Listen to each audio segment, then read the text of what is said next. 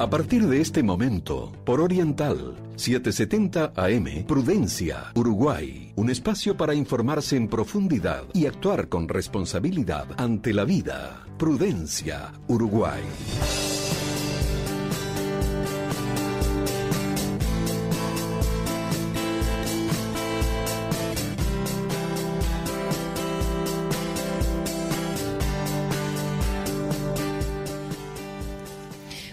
Muy buenos días, bienvenidos a una nueva entrega de Prudencia Uruguay en este sábado 23 de octubre, sábado que amaneció muy cubierto con temperaturas que no condicen todavía con primavera, seguimos como que no nos queremos ir de este invierno medio raro que hemos tenido. Sábado 23 de octubre, que también es un día muy especial porque es el Día del Periodista, así que aprovechamos desde Prudencia Uruguay para saludar a todos los colegas que nos dedicamos a esta linda profesión. Hoy tenemos un programa muy interesante por delante, hoy es un programa distinto, donde en este ciclo de Prudencia, donde por lo general estamos acostumbrados a recibir, muchos profesionales vinculados a la medicina, paliativistas, médicos, oncólogos. Pero hoy vamos a tener otro enfoque. Es por eso que me encuentro con el coordinador del Instituto Nacional de Artes Escénicas, que también es empresario de comunicación, es columnista del diario El País, autor y director teatral, y me refiero a Álvaro Uchaín. Buenos días, Álvaro, bienvenido a Prudencia Uruguay. Un gusto, Roxana, estar con ustedes, sobre todo en este momento, ¿no? En que estamos en un debate tan importante para la sociedad uruguaya, ¿no? Voy a arrancar así. ¿Cómo no? La eutanasia es una acción humanitaria que no merece sanción, pena ni reprobación ética, sino que al contrario, merece consideración positiva porque alivia y pone fin a los sufrimientos de una persona que libremente pide que se ponga fin a su vida. Eso merece respeto. ¿Sabe quién dijo esto? Sí, me imagino, seguramente el promotor del proyecto de ley, que es un buen amigo mío. Además soy muy buen amigo de su hija maravillosa, que es una estupenda cantante y actriz uruguaya. Es Ope Pasquet, sin duda. Y ese es, digamos, lo de Ope, yo creo que refleja también una línea de opinión que tiene la opinión pública, que es respetable, pero que es muy debatible. Allí se habla algo muy interesante, ¿no? Dice, es una opción que alivia. Entonces es muy gracioso cómo a veces se confunden los términos, cómo se puede pensar que matar es aliviar. O sea, el alivio se produce cuando uno abandona una situación de dolor, pero que puede disfrutar con vida esa situación de dolor. Nunca la muerte es un alivio y es el suicida el que piensa así, y justamente el suicida piensa así desde la depresión, desde el desenganche, desde el desenchufe con la vida, que es un problema a tratar para sacarlo de esa situación y no a legalizar, ¿no? Cuando él habla, por supuesto, sí, esta frase la mencionó el diputado Pasquet en una entrevista radial en otro medio de comunicación. Pero él la define como una acción humanitaria, porque él se define libremente como humanista y liberal, algo que también es algo que usted se ha proclamado, humanista y liberal. Entonces, parecen dos opiniones que se podría decir como que son iguales, pero sin embargo están parados en veredas totalmente opuestas. Lo que nos lleva a pensar, o lo que a mí me lleva a pensar, ¿cómo puede ser, o qué es entonces, en definitiva, ser humanista y liberal? Sí, eso es muy interesante porque también me pasó en la última columna que yo escribí en El País sobre el tema, que uno de los lectores, que hay muchas veces los lectores que opinan en la web, opinan desde las camisetas políticas, ¿no? Político-partidarias. Entonces uno de los lectores puso, sí, la eutanasia es inventada por la izquierda para degradar a la libertad del individuo. Yo le respondí a ese lector que no, cuidado.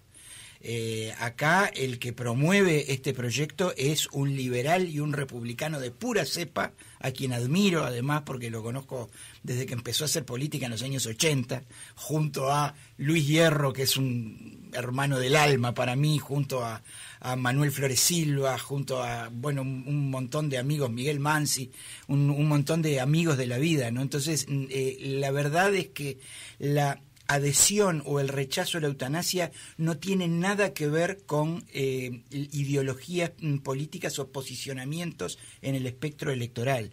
No es una opción de derecha o una opción de izquierda, no tiene absolutamente nada que ver. Transversaliza todos los partidos políticos porque tiene que ver con una actitud filosófica ante la vida.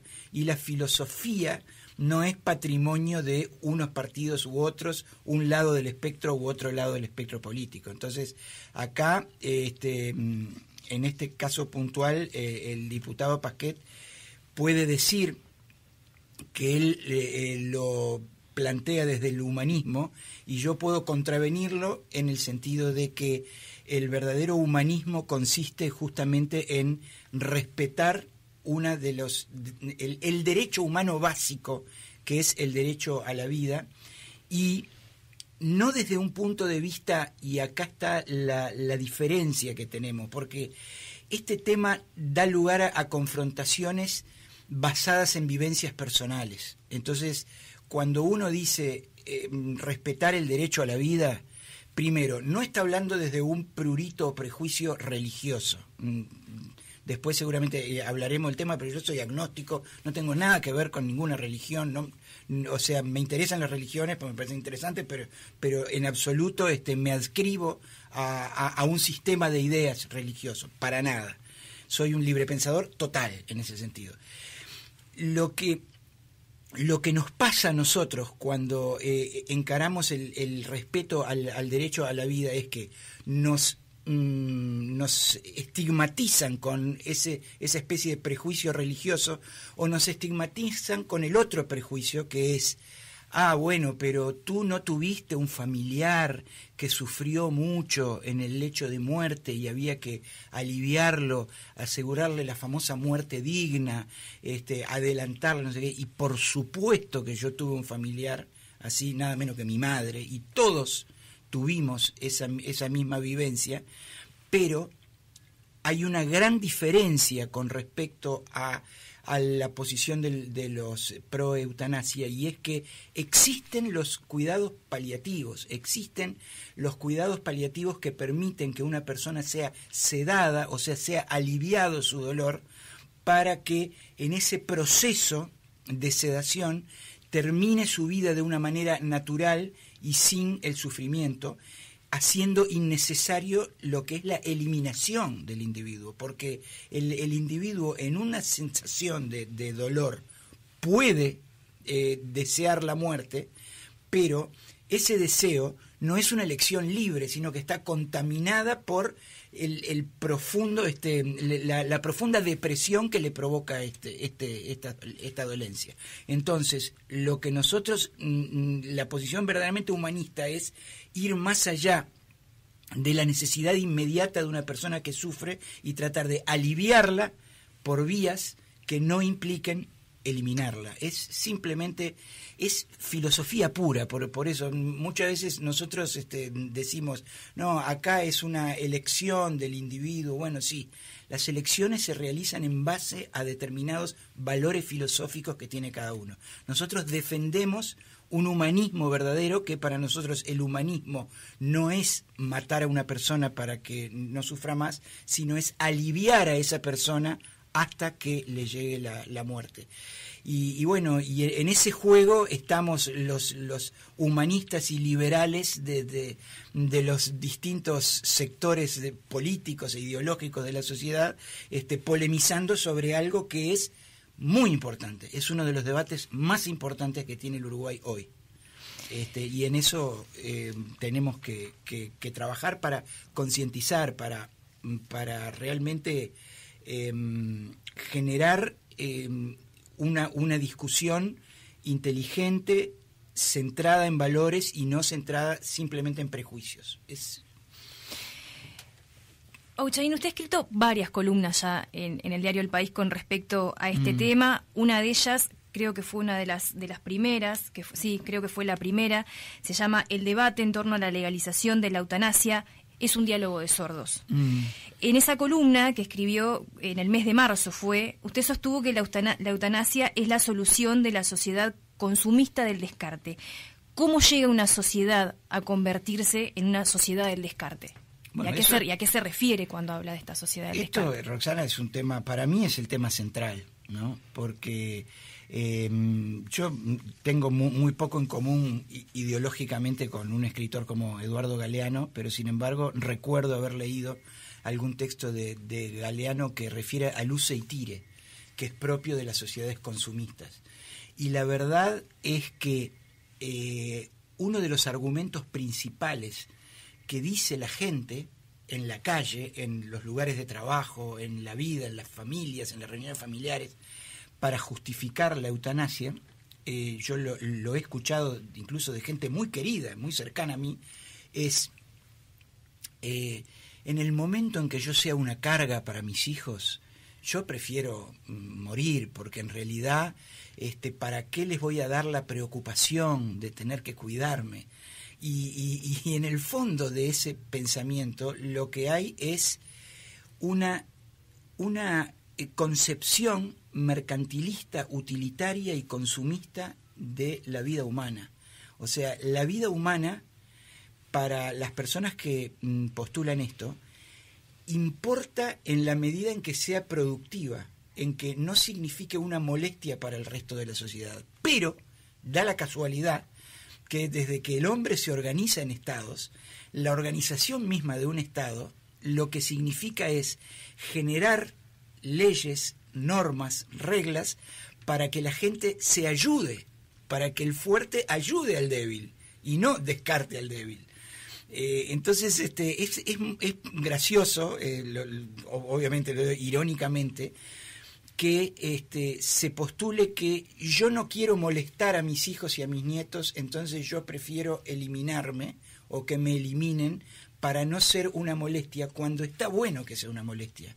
Cuando nosotros como hijos y como nietos cuidamos con todo nuestro amor a nuestros abuelos y a nuestros bisabuelos. ¿Por qué? Sencillamente porque los amamos y porque en la misma medida que nuestros padres nos cambiaban los pañales y tenían que limpiarse los vómitos que les dejábamos en el hombro cuando nos hacían provechito. Bueno, del mismo modo nos toca a nosotros proteger, cuidar, cambiar los pañales a nuestros abuelos, a nuestros bisabuelos, por la sencilla razón de que somos compasivos con una persona que amamos. Entonces, esa pérdida de la compasión, ese sentir que soy un sujeto molesto para el otro, claramente está basada en el prejuicio de que los seres humanos valemos en la medida que produzcamos, en la medida que seamos productivos, en la medida que generemos riqueza, en la medida que le demos bienestar a nuestra familia. O sea, el día que yo no pueda pagarle más la educación a mis hijas, entonces yo no merezco vivir. Mis hijas no tienen por qué devolverme lo que yo he dado por ellas, porque ya no soy más productivo. Entonces ellas se tienen que preocupar de ser productivas ellas. Un prejuicio increíble que tiene que ver con una concepción materialista, que tiene que ver lisa y llanamente con un estado de las ideas que ha perdido los valores humanistas de antaño. Nosotros ahora hemos trabajado mucho desde el equipo de cultura del Ministerio con la figura de Rodó. Y en la relectura de José Enrique Rodó, vos ves que lo que el tipo postulaba tiene una vigencia absoluta, porque lo que él no decía era, vos no tenés que ser utilitario, tu función no es meramente tener un buen trabajo, ganar buen dinero para darle a los tuyos un buen pasar, no sé. Tu función tiene que ser mejor persona.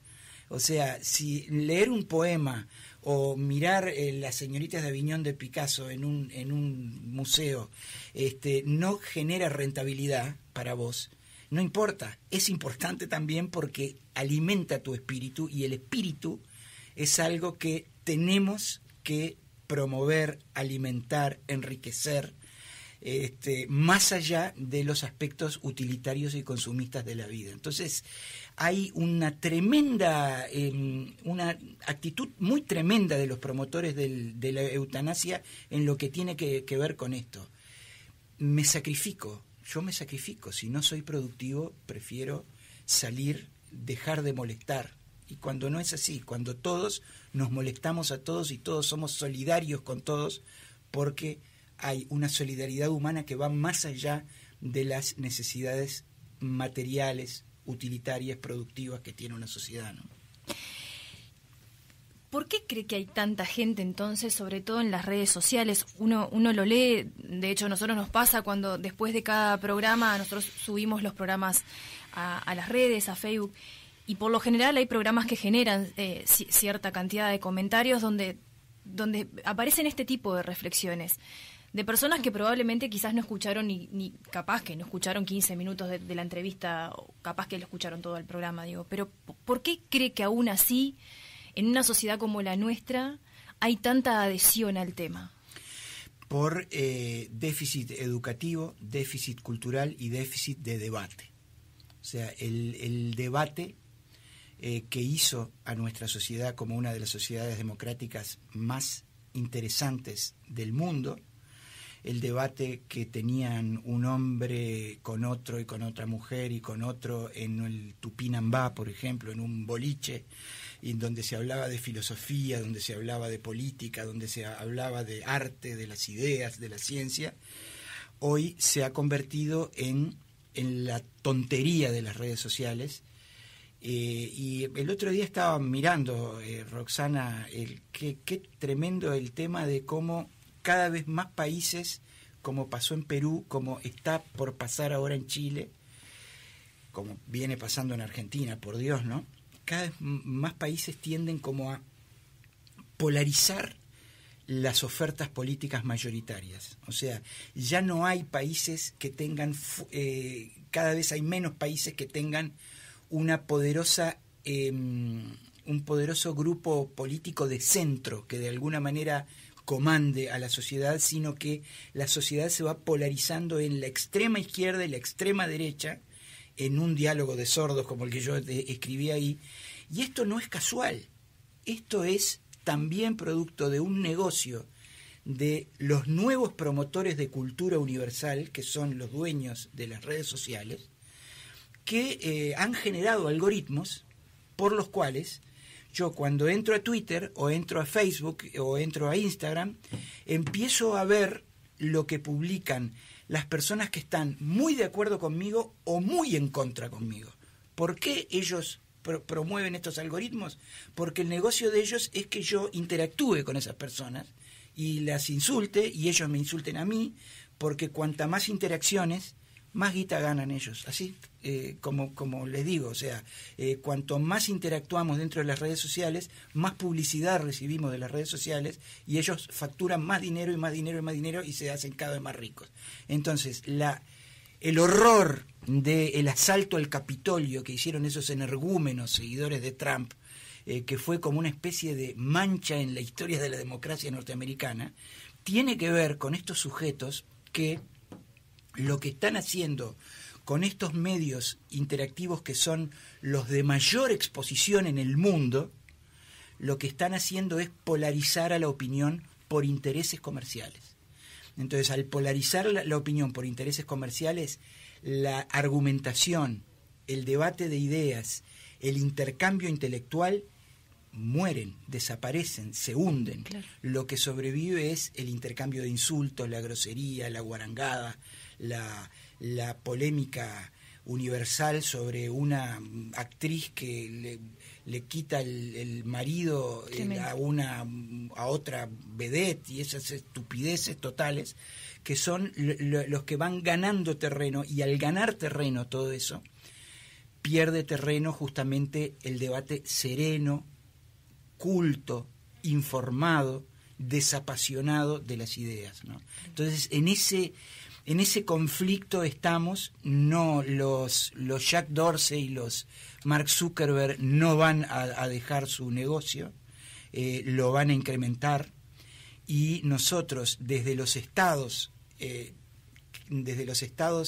que tenemos, digamos, una conciencia de no ser meramente neutrales, sino de hacer algo por la educación y la cultura de nuestros pueblos, tenemos que trabajar para reinstaurar el debate de ideas, el respeto y la tolerancia. Es un trabajo de todos los días.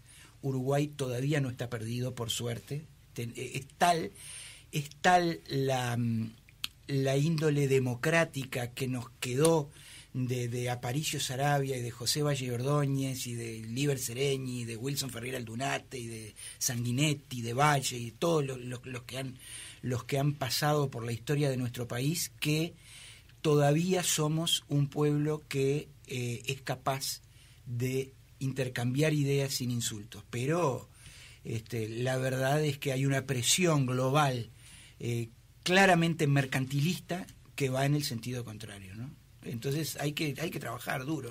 Sin duda, siempre el espíritu de este espacio fue justamente generar una instancia de diálogo y de reflexión, porque da la sensación de que cada vez como que queremos pensar menos. O sea, ya si nos dan todo digerido, mejor. Entonces no tengo que sentarme a pensar, que eso es como mucho más complicado. ¿De qué lado quiero estar? O sea, bueno, mirá el horario central de la televisión abierta hoy, ¿no? Son casi todos programas de entretenimientos y está bien, está bárbaro. Son programas que le dan trabajo a la gente, que generan, pero la televisión, el prime time de la televisión siempre es un espejo de lo que pasa con la sociedad.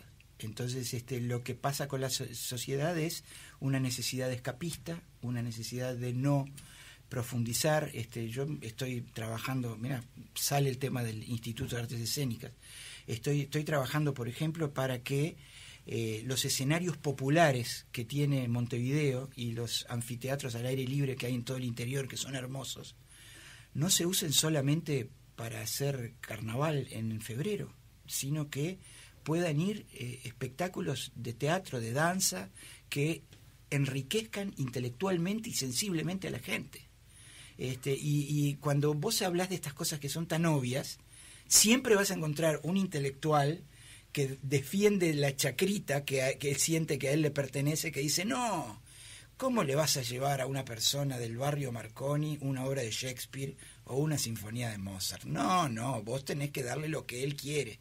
Y como lo que él quiere, con ese prejuicio de despotismo ilustrado, ¿no? Dirigista, de decir, algunos quieren una cosa, otros quieren otra, con eso es que se degrada el nivel de cultura y el nivel de debate de una sociedad, porque Mozart y Shakespeare deben estar al alcance de todos, porque son populares, aunque hay algunos erróneamente digan que no lo son, y porque enriquecen la sensibilidad. Necesitamos que la gente enriquezca su sensibilidad, que la gente aprenda más, que la gente sepa más, que la gente dependa menos de los iluminados que le dicen tenés que ir para allá, tenés que ir para acá, te tenés que callar, de esto tenés que opinar tal cosa, ¿no? Y es una lucha difícil, pero hay que darla, ¿no? Hay que darla sin duda. Lo invito a hacer una breve pausa comercial. Sobrevolamos el tema religioso. Cuando volvamos de la pausa nos metemos de lleno en ese tema. Ya volvemos. Impecable. En instantes continúa Prudencia Uruguay.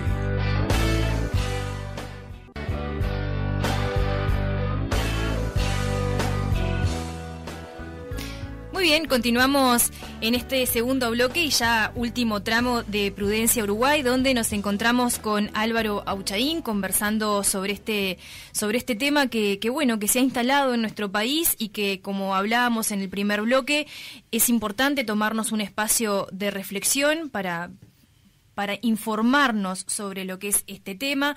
Habíamos dicho antes de irnos a la pausa que nos íbamos a detener un poco en este tema de que parece también haber tomado como un tinte netamente religioso, donde en realidad están, los que son las personas que son personas de fe, están en contra de la eutanasia y más a favor de los cuidados paliativos, quizás, o de otro tipo de opción, cuando en realidad tampoco es así.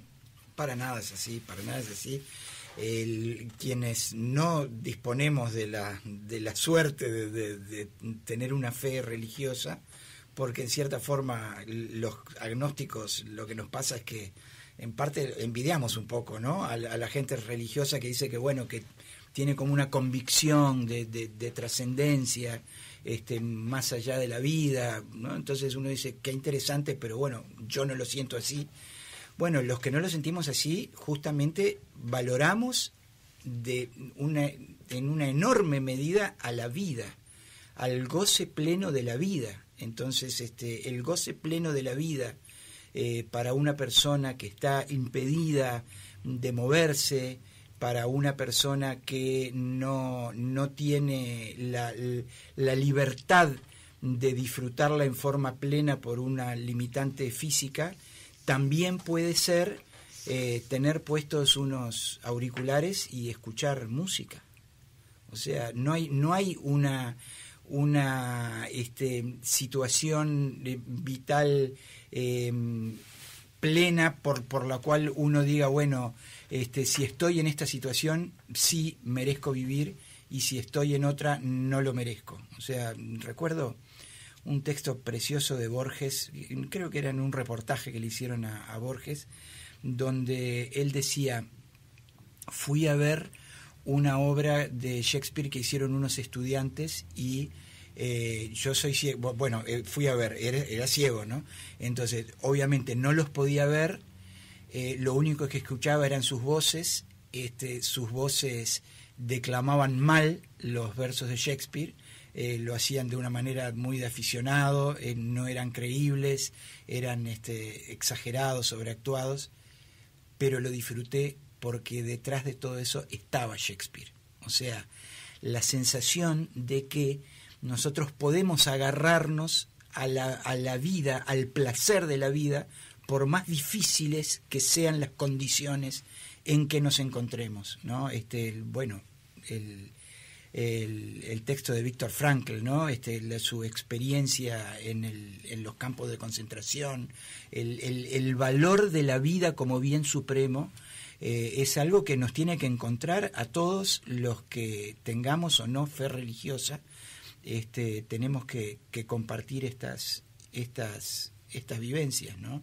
Lo tenemos que defender, porque de alguna manera defender estos valores tiene que ver con defender una posición trascendente con respecto a la vida. O sea, no la posición utilitaria, sino la posición idealista, la posición de aquellos que de alguna manera han cambiado a la sociedad.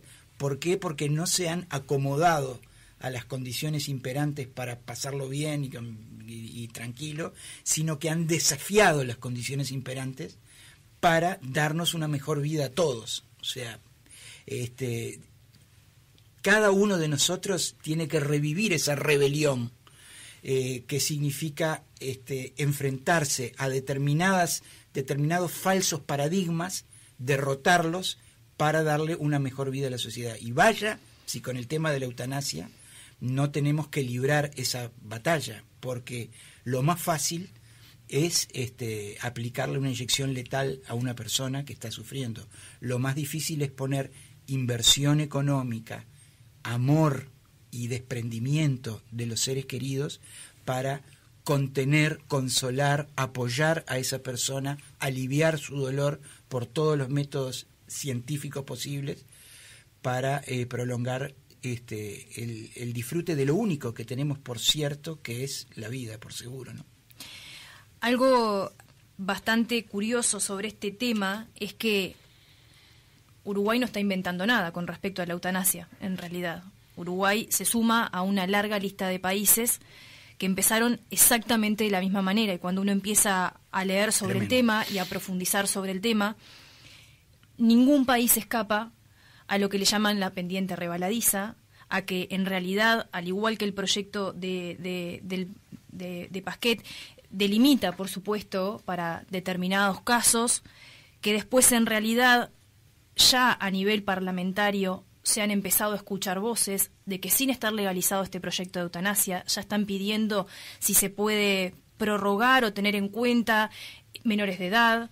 O sea, se han empezado a escuchar voces. Discapacidades. Tremendo. De hecho, ya hay países, el profesor Pastorino escribió hace poquito sobre países que están evaluando inclusive las enfermedades mentales.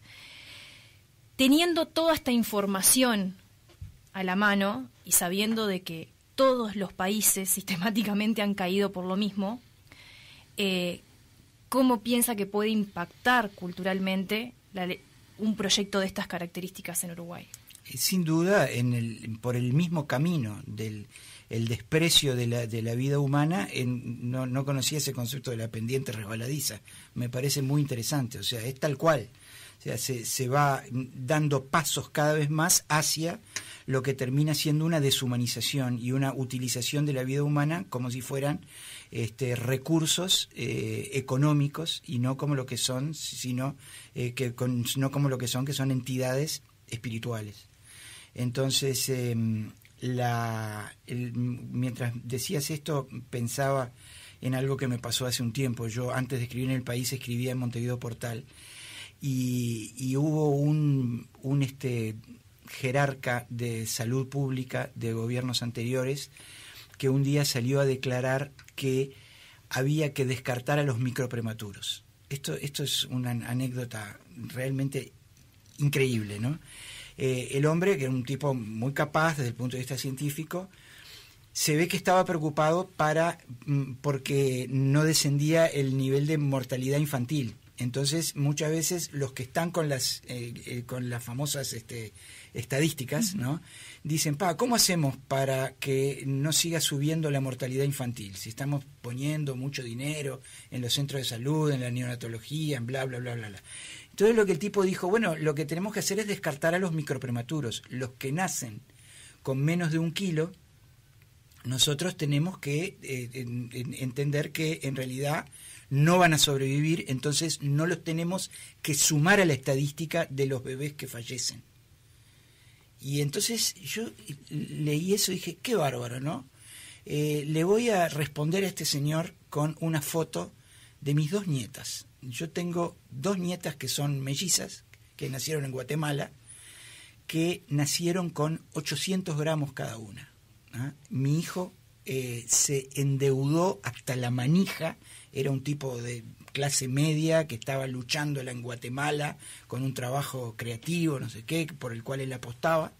Se endeudó hasta la manija para darle además en ese país donde la salud pública prácticamente es inexistente, donde todo se paga, si no existe, para hacer sobrevivir a sus 2 hijitas que habían pesado cada una menos de 1 kilo. Logró hacerlas sobrevivir. Hoy tienen 13 años y son 2 chiquilinas impresionantemente divinas y activas y creativas. Y entonces yo le puse a este doctor la foto de mis 2 nietas y le dije, bueno, estas usted las hubiera descartado porque eran microprematuras. Fíjese lo que pasa cuando deshumanizamos la concepción de la salud y cuando nos atamos más a las estadísticas, a que nos den bien las estadísticas para promovernos como dirigentes políticos, que a la realidad de la vida humana. Entonces, muchos me dirán, sí, pero yo tengo un pariente que está totalmente paralizado y tiene dolores en todo el cuerpo, entonces él quiere dejar de vivir. O sea, yo no niego la posibilidad de que haya gente que honestamente y sufriendo diga, yo quiero dejar de vivir. Ahora, ¿a qué nos conduce en el mediano y largo plazo esta sistematización de esta necesidad que tienen algunas personas que tienen sufrimientos indecibles? Nos conduce a lo otro, a que un muchacho que tiene un retardo puedan los padres resolver que tiene que dejar de vivir, que tenga una parálisis cerebral, y entonces ¿en qué nos estamos convirtiendo? ¿En los niños de Brasil, de la novela aquella de Mengele, generando todas personas perfectas, que si no sos perfecto desapareces, en Gattaca, ¿no? En esos seres de primera que hacían en Gattaca porque los hacían por laboratorio, y los seres de segunda eran los que nacían por el espermatozoide y el óvulo de manera natural? Estamos llevando a la sociedad a una visión del ser humano perfecto y sano como bien único, o admitimos de una vez que una persona que puede estar sufriendo, que puede tener enfermedad, puede ser una persona que no solo merezca vivir, sino que además aporte decisivamente a la sociedad, ¿no? El otro día miraba la preciosa película que les recomiendo que se llama Muerto con Gloria. Es una película uruguaya que acaban de estrenar Marcela Mata y Mauro Sarcer.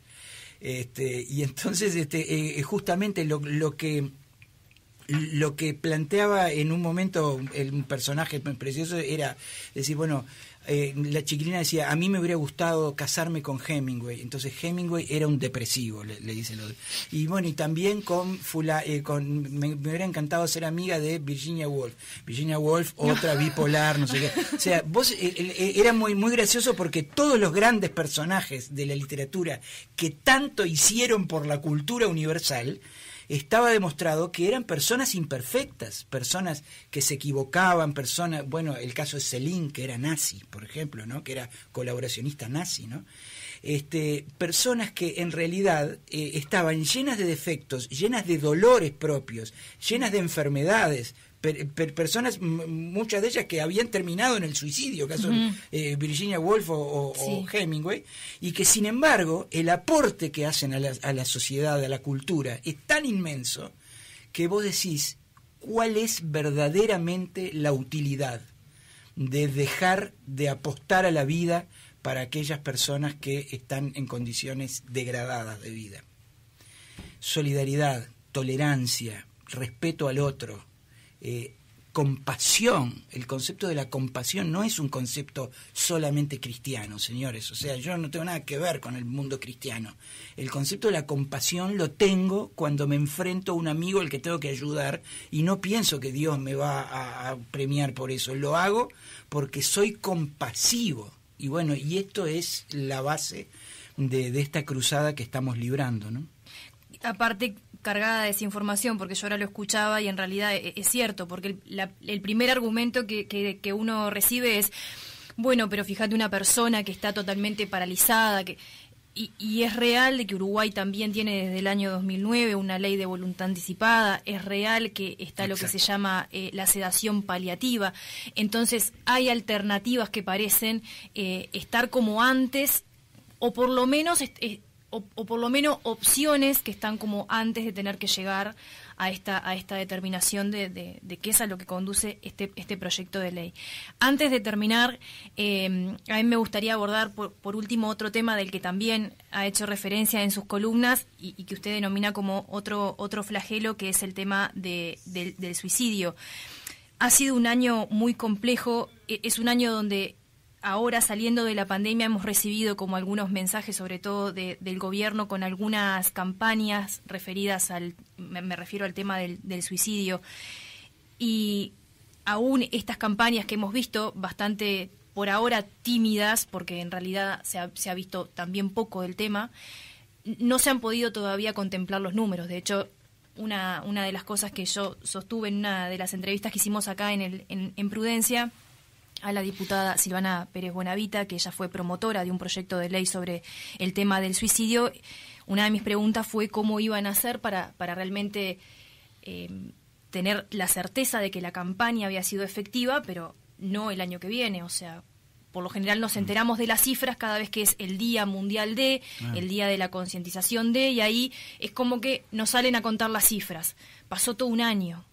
Bueno, con respecto a este tema, usted en una de sus columnas también decía que al igual que la eutanasia, que había que abandonar la despreciable cultura de la muerte, algo que como que veníamos hablando durante toda esta hora. En el caso del suicidio y de la salud mental, han pasado varios gobiernos. ¿Usted piensa que esto ha sido un tema abandonado, un tema al que no se le ha logrado poner realmente el foco? Yo creo que el tema no se ha encarado. El año pasado, para mí, este año creo que fue, ver campañas televisivas donde comunicadores hablaban cara a cara y decían busca ayuda, me pareció muy importante, porque hay un falso paradigma, recién hablábamos de falsos paradigmas, que indica que no se debe hablar del suicidio porque hablar del suicidio es promoverlo.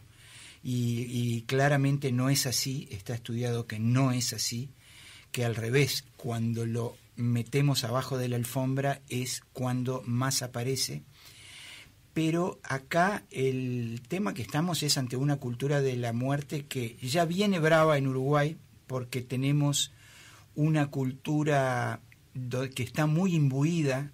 Tenemos que pensar, por ejemplo, en la literatura de Juan Carlos Onetti, en distintos creadores, poetas, bueno, muchos de los cuales manejan justamente el desapego de la vida, una situación como de melancolía, un spleen, ¿no? Que el tango como expresión de todo eso, ¿no? Ni el tiro del final te va a salir, termina diciendo un tango, por ejemplo, ¿no?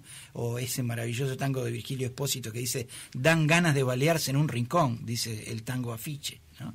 de Espósito. Entonces, hay como una tradición cultural de autoflagelación que incide para mí claramente en los niveles de suicidio que tiene el país, sumado a que es un país que no ha resuelto la plena capacidad que tienen las personas de desarrollarse en la vida, por distintas razones, un Estado demasiado gordo que somete a los individuos a mucha presión fiscal y a mucha y le ata las manos para el progreso individual.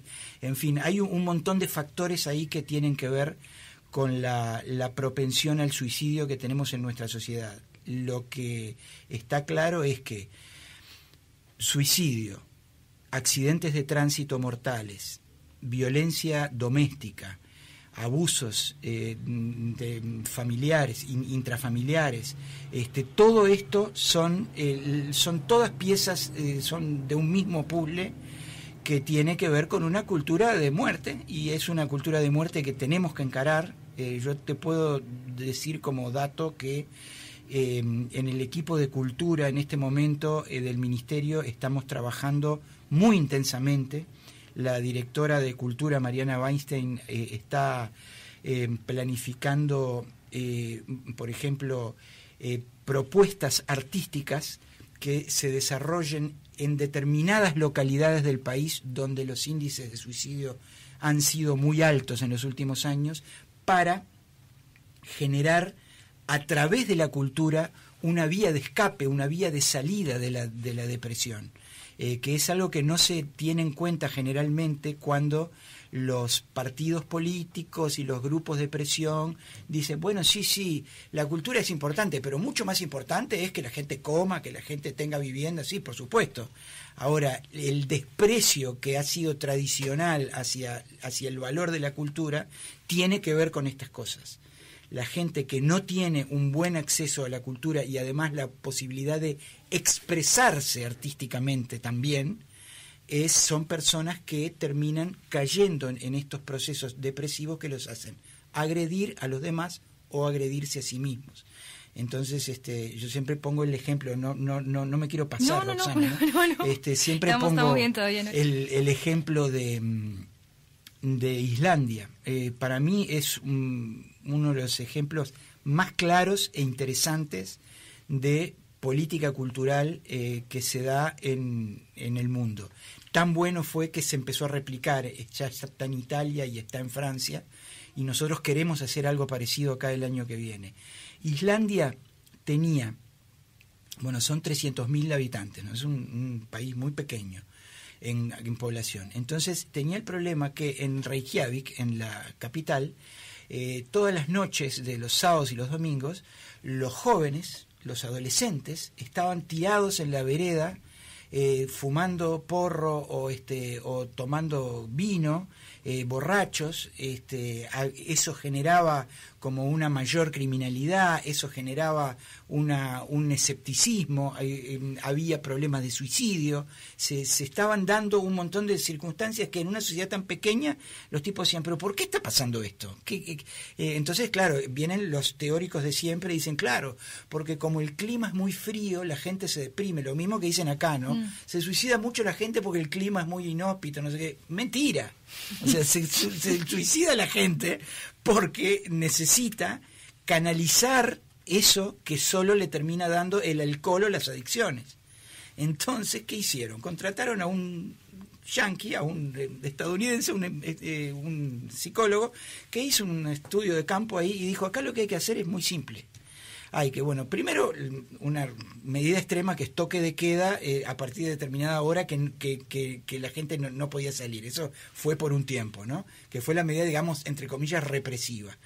Pero la otra medida que dijo es, a cada una de las familias démosle dinero para que obligatoriamente manden a sus hijos de entre 13 y 19 años a una escuela de educación artística o a un club deportivo. Es obligatorio. O sea, no pueden no mandarlo eso. Para eso le damos la plata. Resultado, pasaron los años, las adicciones bajaron rotundamente y la sociedad islandesa se transformó en gente que pasa a hacer al mismo tiempo de sus actividades profesionales. Uno hace cine, otro pinta, otro escribe, otro y así sucesivamente, y entonces tenemos una sociedad que encontró un camino de salida de las depresiones por el lado de la producción cultural. Entonces, eso lo hizo también un gobierno italiano, lo hizo Macron en Francia, y mirá qué interesante lo que le agregó Macron. Le agregó a ese dinero que le daban a la gente, no solo para escuelas, sino también para consumo cultural. Entonces le dijeron, bueno, nosotros te damos una tarjetita, que vos vas con esa tarjetita como si fuera la STM, y en la boletería del teatro la canjeás por la entrada gratis. Perfecto. Entonces, ¿cómo me entero yo, adolescente, a qué teatro puedo ir? Armaron una app con todas las carteleras de todas las opciones de música, de teatro, de danza, de todo, y lo que hacían era un algoritmo al revés. Del mismo modo que Facebook, Twitter y todas esas cosas te hacen, te dan más información de aquello que a vos te interesa. Entonces aparece, vos decís, uy, qué interesante el terraplanismo.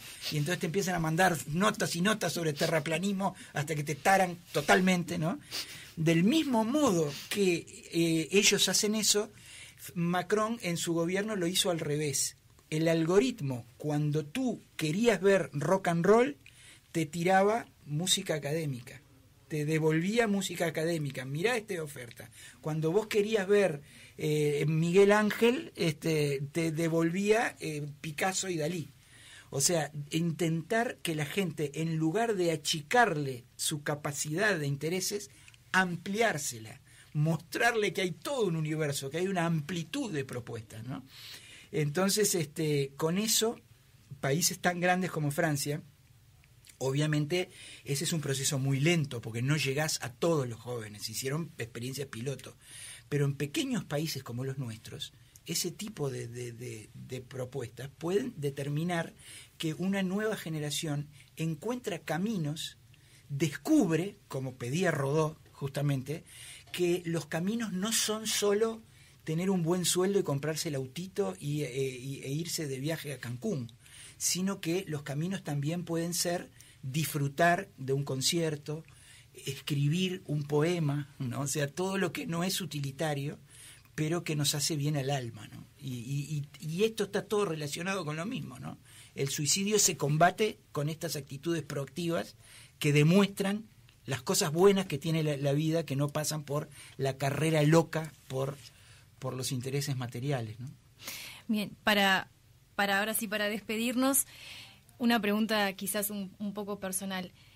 ¿Siempre su pensamiento fue así, apegado a...? Porque cuando estuvimos hablando de lo religioso en un momento, dijo como que le daba cierta envidia, porque bueno, sí, las personas de fe tienen como ese refugio ahí en ese pensamiento.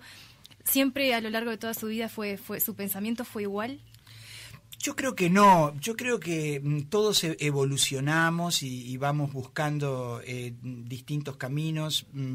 En mi caso es muy interesante, siempre miro hacia atrás y veo que no tengo una convicción religiosa justamente porque soy hijo de una sociedad muy laica que incluso tuvo un tinte anticlerical muy claro, ¿no? Porque el vallismo en este país, yo en mis épocas de juventud fui muy entusiastamente vallista, después ya tengo una visión como más socialdemócrata, un poco más abierta, digamos, pero lo cierto es que el vallismo imprimió una laicidad tal que terminó siendo, en cierta forma, como un desprecio a las creencias religiosas, un desprecio implícito, ¿no? Que es la discusión que se da todo el tiempo ahora, ¿no? Una señora una vez hizo una charla en contra del aborto en un liceo, y como entregó un folletito donde aparecía un retrato de la Virgen María, un escándalo el gobierno de la época, dijo que eso es contra la laicidad, no sé qué, y en realidad no tiene ninguna importancia en comparación con que haya un salón de actos en la Facultad de Arquitectura que se llame Ernesto Che Guevara, por ejemplo. Pero bueno, todas esas cosas que hacen a la permanente tensión ideológica hace que nosotros como sociedad tengamos como una tendencia a despreciar lo espiritual. Lo espiritual no es solo religioso.